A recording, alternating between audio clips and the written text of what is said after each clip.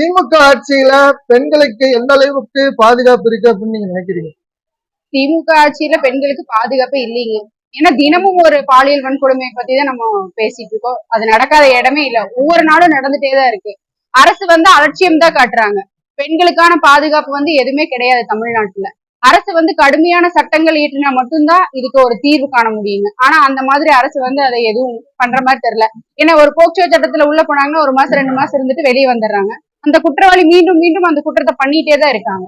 அப்புறம் எப்படிங்க பெண்களுக்கு பாதுகாப்பு இருக்கும்? சட்டங்கள் கடுமையானா மட்டும்தான் இதை தவிர்க்க முடியுமே தவிர அது வரைக்கும் நம்மளால எதுவும் பண்ண முடியாது. இதுக்கு முக்கியமான இன்னொரு காரணம் போதைப் பொருளும் மதுவும். அத தமிழ்நாட்டுல அதிகமா பயன்படுத்துறோம். அதை நம்ம பயன்படுத்துறங்காட்டி தான் என்ன பண்றோம் அப்படிங்கறதே தெரியறது இல்ல. ஒரு சுயநிலையிலே இருக்க மாட்டேங்கிறாங்க.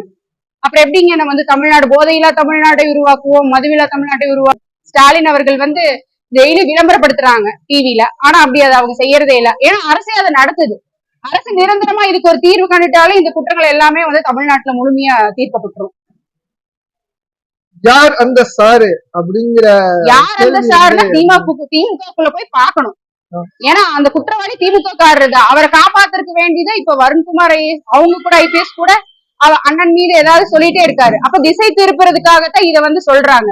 கண்டிப்பா அந்த குற்றவாளி திமுகவை சேர்ந்தவர் தான். அதுக்கான ஊடகங்களை பாத்தீங்கன்னா அவரோட புகைப்படங்கள், நிறைய அமைச்சர்கள் கூட இருக்கிற புகைப்படங்கள், துணை முதல்வர் அவர் கூட இருக்கிற புகைப்படங்கள், அவர் மேல இருக்கிற கேஸ் எல்லாமே ஊடக வழியா உங்களுக்கு வெளியாயிடுச்சு. மக்களும் அதை பார்த்துட்டாங்க. ஆனா இன்னுமே திமுக அரசு அந்த குற்றவாளி மீது நடவடிக்கை ஏன் எடுக்கல அப்படிங்கிறது நம்மளுக்கு ஒரு கேள்விக்குறியா இருக்கு இல்லைங்களா? அவர் யாரை காப்பாத்த நினைக்கிறாங்க அப்படிங்கறத மக்கள் கவனிக்கணும். ஆரம்பத்துல பாத்தீங்க அப்படிதான் அந்த ஞானசேகரன் என்பவர் திமுகவினரே இல்ல அப்படின்னு சொல்லிட்டு மறுத்தாங்க. அது குறித்து என்ன நினைக்கிறீங்க? அப்படியெல்லாம் இல்லைங்க. அப்படி சொல்லிட முடியாது இல்லைங்களா? ஏங்க ஒரு சாதாரண ஒரு மனிதர் ஒரு துணை முதலமைச்சர் கூட ஒரு அமைச்சர் கூட போய் போட்டோ எடுக்க முடியுங்களா?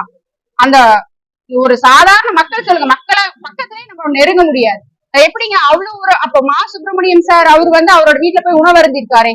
திமுக கட்சி இல்லாம இப்போ ஒரு கட்சிக்காரங்கன்னா அவங்களுக்கு சேர்ந்தவங்க தானே அவங்க கூட்ட பழக முடியும், செய்ய முடியும். அவர் வேற கட்சியா இருந்தா எப்படிங்க போக முடியும்?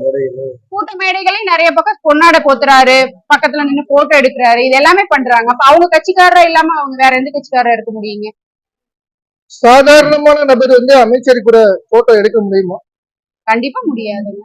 எப்படி எடுக்க முடியும்? சாமானிய மக்கள் ஒரு மனு கொடுக்கணும்னாலே பக்கமே போக முடியலீங்களே. அப்புறம் எப்படிங்க நீங்க புகைப்படம் எடுக்க முடியும்? இப்ப ஸ்டாலின் ஐயா தூத்துக்குடி போனாரு. மக்கள் எல்லாத்தையும் எப்படி உங்களுக்கு ஒரு கட்டுக்குள்ள வச்சுதானே, பக்கத்துல நெருங்க முடியாத அளவு தானே உங்களுக்கு வச்சிருந்தாங்க. எப்படிங்க ஒரு சாமானியர் போய் போட்டோ எடுக்க முடியும்? இதுவே அவங்க கட்சியில ஒரு நல்ல பதவியில இருக்காங்க, நிறைய நல்ல நன்கு அறிமுகமானவர்களா இருந்தா மட்டும்தான் கூட போய் நின்று போட்டோ எடுக்க முடியும். மத்தவங்கள எப்படி போய் போட்டோ எடுக்க முடியுங்க? பாதிக்கப்பட்ட மாணவிக்கு நீதிமன்றம் 25 லட்சம் கொடுக்கும் அப்படின்னு சொல்லியிருக்காங்க. அதன் பிறகு ஏன் நீங்க இதை அரசியல் பண்றீங்க அப்படின்னு சொல்லி திமுக தரப்புல இருந்து கேக்குறாங்க. அதுக்கு உங்களுடைய பதில்?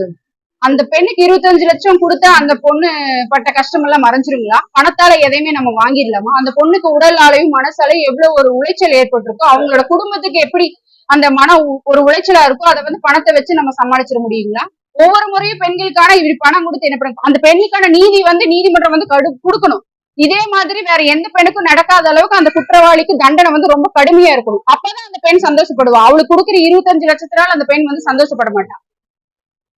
அறவழியில் போராடுறத தடுக்கிறாங்க. இதை நீங்க எப்படி பாக்குறீங்க? தமிழ்நாட்டுல போராட்டம் பண்ணாலே இப்போ தடுக்கிறாங்க.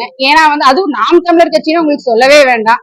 ஏன்னா எப்பவுமே அறவழியில மட்டும்தான் நம்ம நாம் தமிழர் கட்சி போராடுவாங்க. அவங்களுக்கு கட்சி வளர்ந்துருச்சு, நம்ம போராட்டம் பண்ணா மக்களிடையே இவங்க போய் சேர்ந்துருவாங்க, மக்களுக்காக இவங்க இன்னும் இருக்காங்க அப்படின்னு சொல்லி மக்கள் உணர்ந்துக்குவாங்கன்னு சொல்லி நம்மள போராட விடாம தடுக்கிறாங்க.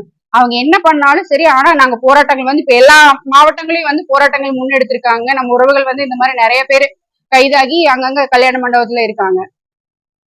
கடந்த எடப்பாடி பழனிசாமி ஆட்சியில கருத்து சுதந்திரம் இல்லை அப்படின்னு சொல்லிட்டு இப்ப ஆட்சியில இருக்கிறவங்க சொன்னாங்க. இந்த ஆட்சியில கருத்து சுதந்திரம் இல்லைங்களே. போராடுறப்போ சுதந்திரம் இல்ல, ஒரு தனி மனித கருத்து சொல்றப்போ சுதந்திரம் இல்ல. யூடியூப் ட்விட்டர்ல உங்க பேஜ்ல ஒரு மீன்ஸ் போட்டீங்கன்னா உடனே கைது பண்ணிட்டு போயிடுறாங்க. இப்ப இந்த குற்றவாளியை கைது பண்ணி இவ்வளவு வச்சு இவருதான் அப்படின்னு சொல்லி நிறைய ஆதாரம் இருக்கு. அந்த பெண் வாக்குமூலம் கொடுத்திருக்காங்க. இன்னும் ஏன் நடவடிக்கை எடுக்க மாட்டேங்கிறாங்க? சாமானிய மக்களா இருந்தா ஒரு நியாயம், அந்த ஆட்சியில இருக்கிறவங்க அந்த கட்சியோட உறுப்பினராவோ ஒரு பொறுப்பாளரோ இருந்தாவோ ஒரு நியாயம் அப்படிங்கிற மாதிரிதான் அரசு தரப்பு இருக்கு.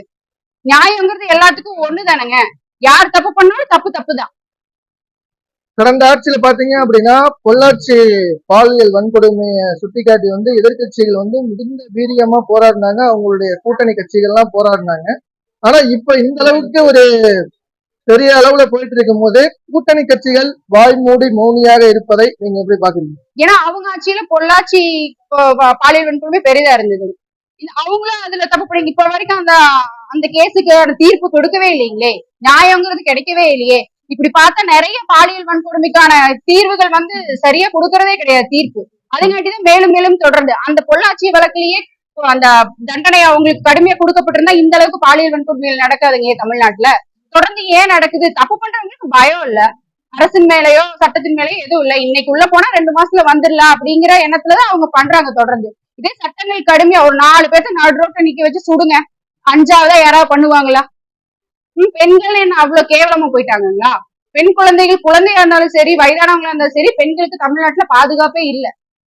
காந்தி சொன்னார் அன்னைக்கு, எப்போ ஒரு பெண் வந்து நகையெல்லாம் அணிஞ்சிட்டு நைட்டு நடந்து போயிட்டு வராங்களோ அப்பதான் சுதந்திரம் கிடைக்கும். இங்க நம்ம 70 வருஷம் முடிஞ்சு போது அவர் சொன்ன கனவு இன்னுமே நினைவாகலையே.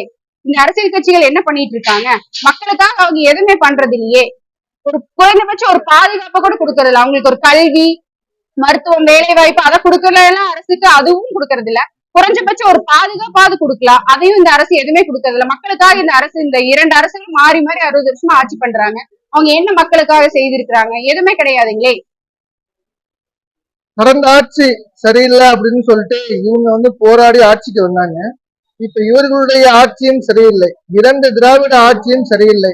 மக்கள் நிம்மதியாக வாழ்வதற்கு எது சிறந்த தீர்வா இருக்கும் அப்படின்னு சொல்லி நீங்க நினைக்கிறீங்க?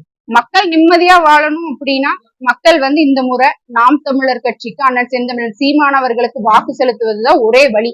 ஏன்னா இந்த மண்ணின் மகன் அவரு. ஒரு இந்த தமிழ்நாட்டை அவங்க திராவிட கட்சியில் பார்த்தீங்கன்னா அவங்க சும்மா தமிழ் தமிழ் சொல்லுவாங்க, ஆனா தமிழுக்காகவோ இப்ப பாதிக்கப்பட்ட அந்த பெண்ணுக்காகவோ அவங்க என்னங்க நடவடிக்கை எடுத்திருக்காங்க? எதுவுமே கிடையாது. வாக்குக்காக நம்மளை வச்சிருக்காங்களே ஒழிய நம்மளோட வாழ்க்கைக்காக அவங்க எதுவுமே பண்ண மாட்டாங்க. நம்மளோட வாழ்க்கையை காப்பாற்றணும், நம்மளுக்கு எல்லாமே கிடைக்கணும் அப்படின்னா மக்கள் வந்து இது எதையும் மறந்துடக்கூடாது. இந்த 2 ஆட்சியில வந்து தொடர்ந்து இதே மாதிரி கொடுமைகள் தான் மக்களுக்கு நடக்குது, நல்லதுங்கிறது எதுவுமே நடக்கல. ஆனா வந்து இந்த 13, 14 இப்ப 14 வருஷம் ஆயிடுச்சு இந்த கட்சி தொடங்கி. அண்ணன் செந்தமிழ் சீமான் அவர்கள் இன்னும் தனித்து நின்று இந்த மக்களுக்காக போராட்டம் பண்றாரு. எந்த ஒரு உண்மையா மக்களை நேசிக்கிறவரும் இந்த மண்ணின் மகன் அவரு. இப்ப இருக்கிறதுக்கு மக்களுக்கு ஒரே ஒரு ஆதரவு அண்ணன் செந்தமிழன் சீமான் அவர்கள் மட்டும்தான். அவரை தவற விட்டுட்டா நம்ம வந்து இன்னும் அடிமையா தான் இருக்கணும் ஒழிய நம்ம மேல முன்னேறி வர முடியாது. அதங்காட்டி மக்கள் வந்து இந்த 2026ல வந்து அண்ணன் செந்தமிழன் சீமான் அவர்களுக்கு வாக்கு செலுத்தி அவரை ஒரு 5 வருஷம் அரியணையில ஏத்தி பாருங்க. அதுக்கப்புறம் இந்த மாதிரி என்ன நடக்குதுன்னு பாருங்க. ஒரு பெண்ணை தொட்டாலே அண்ணா சொல்ற உலகம் தூக்கு தண்டனை தான் உங்களுக்கு. யாரும் இத மாதிரி செய்ய மாட்டாங்க. அடிப்படை சட்டங்களே நம்மளுக்கு தப்பா இருக்குங்களே இந்த ஆட்சி அதிகாரத்துல இருக்கிறவங்க. அதை எதுவுமே நம்ம மக்களுக்காக பண்ண மாட்டேங்கிறாங்க. காசு இருக்கிறவங்களுக்கு ஒரு நீதி, காசு இல்லாதவங்களுக்கு ஒரு நீதி, அப்படிதான் போயிட்டு இருக்கு. அந்த சார் விரைவில் கைது செய்யப்படுவார் அப்படின்னு நினைக்கிறீங்களா? இந்த குற்றவாளியா இருக்கிற இந்த ஞானசேகரனுக்கு என்ன மாதிரி தண்டனை கிடைச்சா மத்தவங்களுக்கு எல்லாம் முன்னுதாரணமா இருக்கும் அப்படின்னு நினைக்கிறேன்? கண்டிப்பா அந்த சார் கைது செய்யப்படுவாருங்க. அவர் கைது செய்யப்படுற வரைக்கும் நாம் தமிழர் கட்சியும் அண்ணன் செந்தமிழன் சீமான் அவர்களும் ஓய மாட்டாங்க. கண்டிப்பா அந்த பெண்ணுக்கான நீதியை வந்து நாம் தமிழர் கட்சி கண்டிப்பா பெற்றுத்தரும். அந்த குற்றவாளிக்கு அதிகபட்சமான மரண தண்டனை தான் விதிக்கணும். நாளை அவருக்கு கொடுக்குற தண்டனை பார்த்து மத்தவங்க வந்து இனிமே அப்படி அந்த பாலியல் வன்கொடுமை எந்த பெண்ணுக்கும் காணவளை கூட நினைக்க கூடாது. அந்த அளவுக்கு அவருக்கு வந்து கொடுக்குற தண்டனை வந்து அதிகமா இருக்கணும். நன்றி.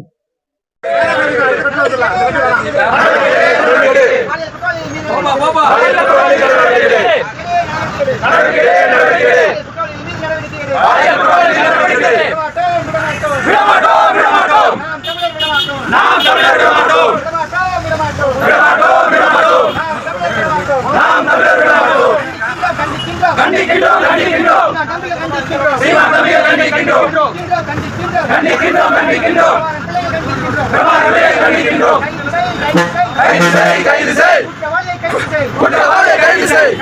செய்